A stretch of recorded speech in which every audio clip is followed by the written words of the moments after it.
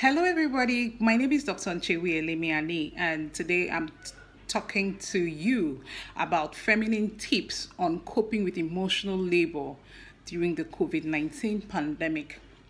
I would talk about emotional labor under the following themes: introduction, impact of emotional labor, and coping tips. Now, by way of introduction, emotional labor is said to be the act of managing one's feelings in order to meet the requirements of a job. The term emotional labor was first coined by psychologists in 1983 in her book, which she called The Managed Heart, Commercializing the Human Feelings. Now, the business dictionary actually defines emotional labor as the act of managing one's emotion in the course of dealing with customers or with employers. As you well see, emotional labor can occur at home or in the place of work, and it has come to be an intricate part of certain jobs and professions, as we see amongst teachers, doctors, caregivers, air hostess, and housewives. The act of emotional labor is not stereotyped to women, but we found out that because women are naturally caring, they're naturally giving, they tend to prioritize their needs over the needs of others, the role automatically falls to them in these institutions or workplaces where emotional labor is required, especially like we see, for example, in the telecommunication industries or amongst air hostess or in various offices where someone needs to play the role of a receptionist. Now, as an emotional laborer, your employer expects you to exude the persona of someone who is positive, who is always happy, who is always satisfied, irrespective of what is going on around you or within you. And you know, this is a very difficult task, especially if you need to deal with grumpy customers, you need to deal with rude, angry, unsatisfied customers. It's a very difficult task, and that constitutes the work activities of some ladies, sorry to say. And as an emotional laborer too, you're not only expected to perform your duties, but you must control your emotions and also manage the emotions of the people you come in contact with in the course of your work for an entire day. And think about it, having to do it for an entire lifetime is such a difficult task. Emotional labor at home. Well, at home, the chief of staff for emotional labors are the mothers. Why? Because at home, the woman is expected to conceal her feelings. Emotional labor, conceal her feelings of fear of COVID-19, fear of inadequacies. Is there enough food? Are there enough funds? Is there gas? You have to conceal your inability to cope with the teeming house chores. The children are eating like 4-5 times a day. The husband is asking for food. And most husbands, especially in the African setting, they're not interested in the process of the food making. All they want is they want the food. And when they want it, you're supposed to provide. You're here questioning your ability to maintain standard hygiene, despite the fact that your daily domestic assistant or your house help can no longer come to you every day because of the stay at home rule or the temporary lockdown in town. So you are forced to do the cleaning, the washing, and every other thing you need to do. You need to be able to conceal the pressures that, despite the fact that you're becoming depressed from excess workload and you're feeling mentally fatigued and you're not sure when this pandemic will end, you still need to keep a straight face. You still need to be able to smile at the kids and play with them and still maintain that aura that all is well.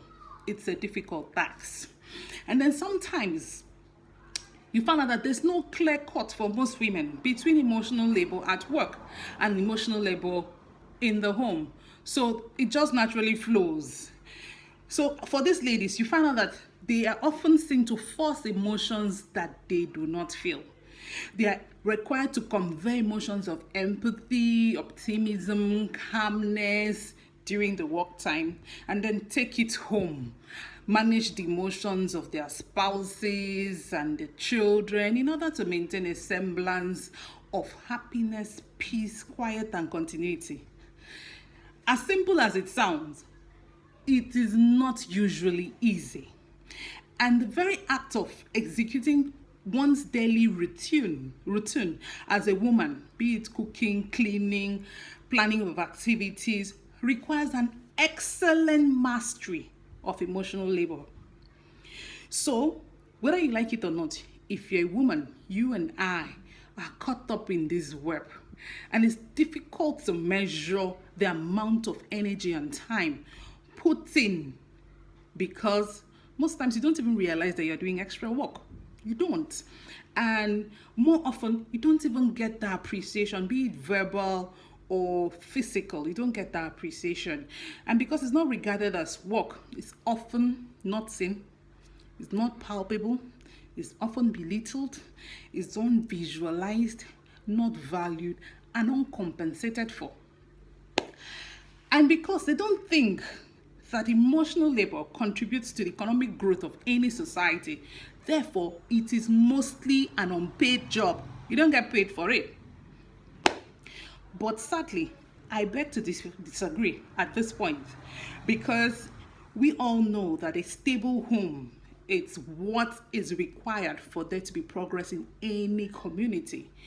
If the home is not stable, the microeconomies cannot thrive, and ultimately the economies of communities cannot thrive. So women, hold it right there. Don't get tired in doing what is right. Rather, develop skills and tips to help you cope, so that you'll be able to live a balanced life. Because if emotional labor is not well managed, first of all, you have excess workload. 2, you don't have time to rest. From not having time to rest, the pressures begin to heighten, because you're not able to meet meet up with the expectations of the daily routine. As the stress heightens, you begin to be physically and mentally exhausted. With prolonged exertion over weeks and months, you suffer what we call burnout syndrome. A woman is said to be burnt out when he or she, or a man, whoever, is said to be burnt when he or she can no longer physically or mentally carry out his or her job or responsibility satisfactorily. You're no longer fit to do that. And then when you have suffered burnout syndrome, the next thing is organ malfunction. You begin to have stress. You have stress-related diseases like hypertension, diabetes, stress ulcers, obesity, stroke. And then sometimes you have a mental breakdown. You end up in a psychiatric hospital. Please, we don't want that for you. So therefore, what are the coping tips for emotional labor in this period? First of all, or whenever you're stressed out, you must be able to identify and prioritize your daily responsibilities. Map out the extra work that may have come with this pandemic.